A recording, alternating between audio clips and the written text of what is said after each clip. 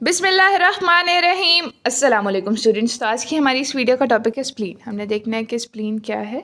ठीक है, हम इसके फंक्शंस को देखेंगे, इसकी ग्रॉस एनाटमी को देखेंगे, इसकी आर्टेरियल वेनस सप्लाई को देखेंगे, लिम्फेटिक ड्रेनेज और नर्वस सप्लाई को देखेंगे।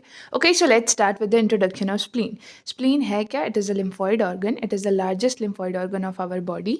ठीक है, it is the largest lymphoid organ of our body, located in the left hypochondrium. ये हमारे पास हमने देखा था कि हमने एब्डोमेन को डिफरेंट सेक्शंस में डिवाइड किया हुआ है with the help of some imaginary lines. ठीक है, तो यहाँ पे हमारी स्प्लीन पड़ी हुई है जो कि लेफ्ट हाइपोकॉन्ड्रियम बनता है, and in a bit in the epigastric region भी इसकी एक्सटेंशन थोड़ी सी हो रही होती है, बट तो अगर प्रिसाइज हों तो थोड़ी सी एपिगैस्ट्रियम में भी होती है, but it's okay to say that it lies in the left hypochondrium. ठीक है, और इसकी टोपोग्राफी में मज़ीद क्या आ जाएगा कि ये हमारे पास 9 to 11th रिब के एरिया में एक्सपैंड करी होती है। कितने? 9 to 11th रिब के दरमियान, और इसका वेट होता है approximately 140 to 200 grams.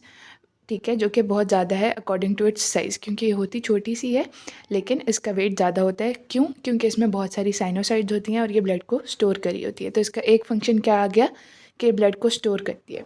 The second function is कि ये लिम्फॉइड ऑर्गन तो है, लेकिन ये लिम्फ को जो है, हमें पता है कि जो लिम्फॉइड ऑर्गन होते हैं वो लिम्फ को में से जो फॉरेन पार्टिकुलेट होता है उसको डिस्ट्रॉय करते हैं। लेकिन ये क्या करती है कि ये लिम्फ में से फॉरेन पार्टिकुलेट को डिस्ट्रॉय करने की बजाय ब्लड में से फॉरेन पार्टिकुलेट को डिस्ट्रॉय करती है। तो ये इसका दूसरा फंक्शन हो गया। तीसरा फंक्शन इसका होता है कि ये फीटल लाइफ में हेमाटोपोइसिस करती है, यानी ब्लड प्रोडक्शन करती है। क्या करती है? हेमाटोपोइसिस यानी ब्लड प्रोडक्शन करती है। अब होता क्या है कि आफ्टर बर्थ भी अगर कोई एनीमिया हो जाए किसी को, या किसी कोई भी ऐसा डिफेक्ट हो जाए जिसकी वजह से बोन मैरो की जो भी हमारे पास एक्टिविटी हो रही थी, जो हेमाटोपोइसिस हो रहा था, वो कम हो जाए, तो क्या होता है कि स्प्लीन टेक ओवर कर लेती है उसके फंक्शन को, और स्प्लीनोमेगाली भी हो जाती है। और इसी के साथ साथ ये जो स्प्लीन है ये अपना फीटल लाइफ वाला फंक्शन दोबारा करना शुरू कर देती है। और ये करती है तो उसको हम क्या कहते हैं? Myeloid metaplasia. क्या कहते हैं? माइलॉइड मेटाप्लेजिया एक प्रोसेस है, उसके थ्रू इसकी ट्रांसफॉर्मेशन होती है और इसका मतलब फंक्शन चेंज हो जाता है। ठीक है, और ये फीटल फंक्शन को दोबारा रिन्यू कर लेती है। इसके अलावा इसका क्या फंक्शन होता है कि इसमें साइनोसॉइड्स होती हैं। इसमें हम पढ़ेंगे हिस्टोलॉजी में कि वाइट पल्प होता है, रेड पल्प होता है। तो उसमें हमारे पास एपिथेलियम बाउंड साइनोसाइड्स होती हैं। क्या होती हैं? एपिथेलियम बाउंड साइनोसाइड्स होती हैं, और वहाँ से फ्लेक्सिबल सेल्स के अलावा सेल्स नहीं गुजर सकते। ठीक है, इस तरह से जो स्फीरॉइडल सेल्स होंगे, आरबीसीज मेनली स्फीरॉइडल होंगे, या सिकल शेप सेल्स होंगे, वो नहीं गुजर पाएंगे। और जो ओल्ड सेल्स होंगे वो उनकी भी फ्लेक्सिबिलिटी लॉस हुई होगी, इस वजह से वो उन साइनोसॉइड से नहीं गुजर पाएंगे और वो डिस्ट्रॉय हो जाएंगे। तो अब इसका एक और फंक्शन क्या है? Destruction of RBCs.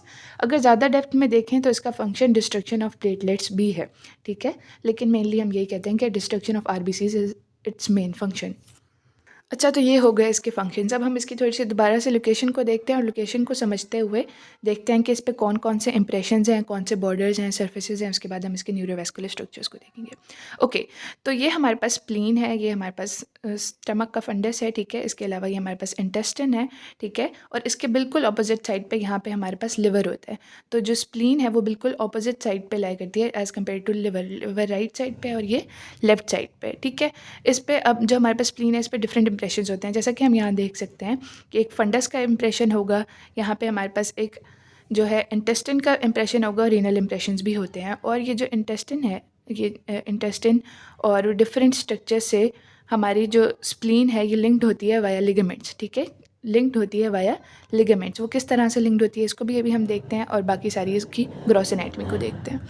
तो अब हम देखते हैं इसकी एनाटमी को। एनाटमी में क्या है कि इसके दो एंड्स हैं। ठीक है, 3 बॉर्डर्स हैं, 2 सर्फेसेस हैं और 2 एंगल्स हैं। इसको हम इजी करके देखेंगे कि किस किस तरह से इसके एंड्स हैं और सब चीज़ें हैं। ठीक है, तो 2 एंड्स हैं, एक एंटीरियर और एक पोस्टीरियर। कितने एंड्स हैं? 2 एंड्स हैं, एक एंटीरियर और एक पोस्टीरियर। एंटीरियर को लैटरल भी कहते हैं, पोस्टीरियर को मीडियल एंड भी कहते हैं।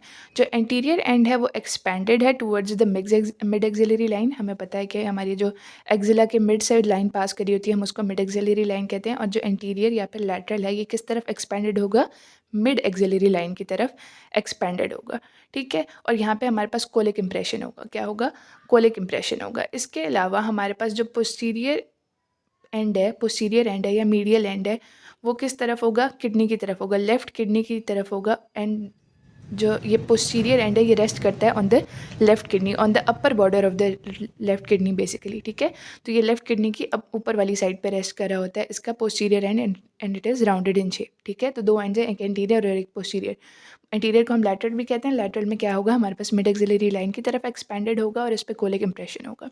इसके अलावा हमारे पास मीडियल या पोस्टीरियर पे होता है जो कि लेफ़्ट किडनी पे रेस्ट करा होता है और राउंडेड होता है, ठीक है। इसके अलावा हम इनके इंप्रेशंस को साथ साथ देखते जाएंगे। अगर साथ साथ कर लेंगे तो ईजी होगा, अलहदा से करना थोड़ा मुश्किल हो जाएगा, ठीक है। अब हमारे पास जहाँ से इसका स्प्लीन का न्यूरोवेस्कुलर स्ट्रक्चर एंटर करा होगा उसको हम क्या कहते हैं, हाइलम कहते हैं ऑफकोर्स।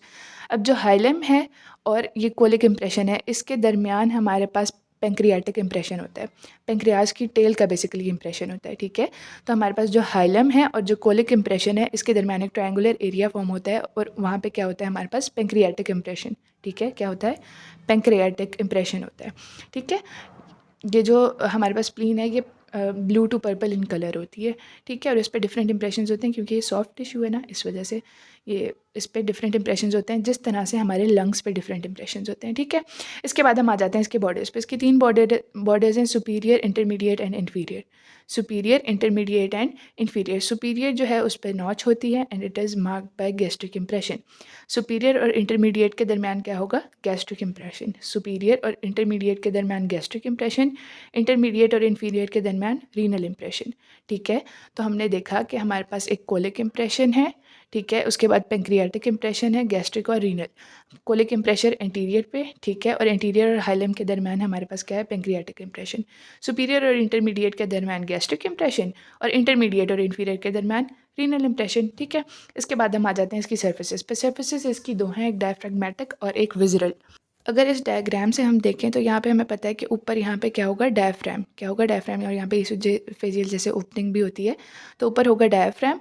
और ये जो इसका कनकेव वाला हिस्सा है यहाँ पे, ये वाला इसको क्या कहते हैं, विज़रल सरफेस। इस सरफेस को कहते हैं डायफ्रामेटिक सरफेस, जो डायफ्राम को फेस करी होगी, और जो विज़रल ऑर्गन्स को फेस करी होगी उसको हम क्या कहते हैं, विज़रल सरफेस। क्या कहते हैं, विज़रल सरफेस। तो इसकी दो सरफेसेज हैं, डायफ्रामेटिक कन्वेक्स या स्मूथ सरफेस एंड विज़रल कनकेव और इरेगुलर सरफेस, ठीक है। तो कितनी सरफेसेज हैं, दो सरफेसेज हैं, डायफ्रैग्मेटिक एंड विज़रल। डायफ्रैग्मेटिक कन्वेक्स, ठीक है, और विज़रल कनकेव सरफेसेज हैं। ये दो बस सरफेसेज हो गई। एंगल्स का भी हमें पता होना चाहिए कि एक एंट्रोबेजल है और पोस्ट्रोबेजल है, ठीक है। एंट्रोबेजल और पोस्ट्रोबेजल।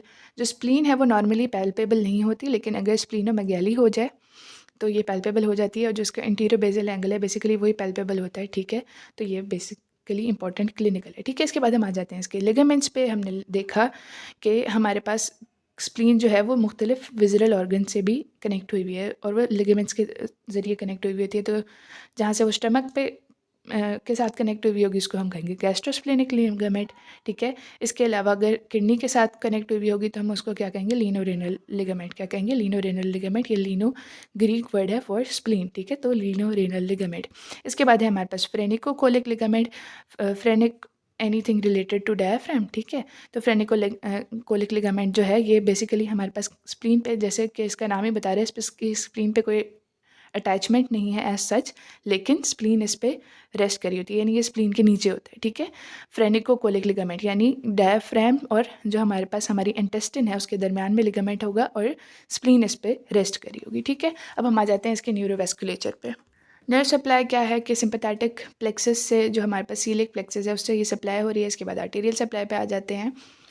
आर्टेरियल सप्लाई हो रही है इसकी स्प्लेनिक आर्टरी से। किससे हो रही है, स्प्लेनिक आर्टरी से। जो ये स्प्लेनिक आर्टरी है ये पास करती है through the lienorenal ligament to reach the hilum. जाहिर सी बात है हाइलम से एंटर होगी और फिर डिवाइड होती है इनटू ट्रबैक्युलर आर्टरी। हाइलम के बाद कहाँ हो जाती है, ट्रबैक्युलर आर्टरी बनती है डिवाइड होके, और डिवाइड होके वो मज़ीद डिवाइड होके क्या बनती है, सेंट्रल आर्टेरियोल। जिसको आपने हिस्टोलॉजी में भी देखा होगा कि जो ट्रबैक्युलर आर्टरीज़ हैं वो बनती हैं और उसके बाद उनकी डिवीजन से सेंट्रल आर्टेरियोल्स बनते हैं जो कि होते हैं वाइट पल्प में, ठीक है।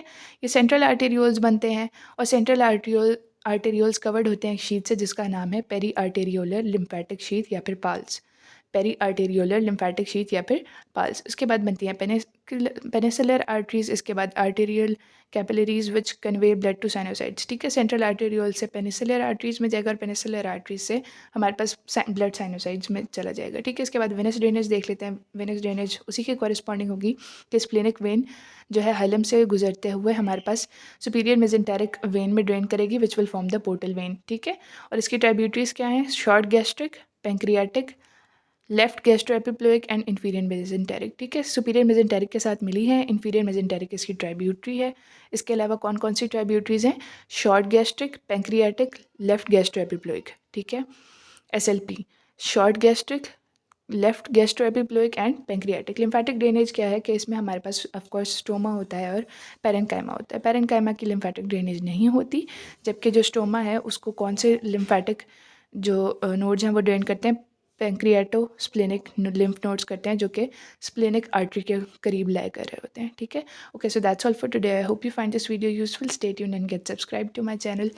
Furthermore, don't forget our Palestinian brothers and sisters in your prayers.